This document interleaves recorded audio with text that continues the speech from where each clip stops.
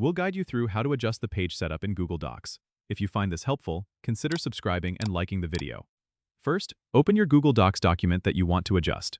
Once it's open, look towards the top menu and click on File. From the drop-down menu, scroll down and select Page Setup. This will open a new window where you can customize various settings. Here, you can adjust the page orientation by selecting either Portrait or Landscape.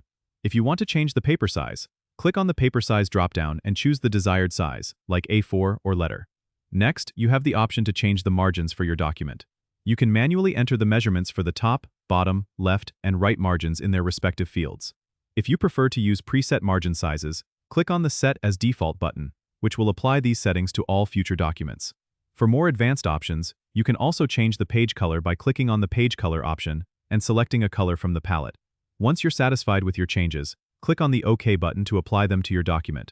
If you want these settings to be the default for all new documents, make sure to click Set as Default before closing. This way, every new document you create will automatically have these settings applied. Don't forget to subscribe and comment if this helped you out.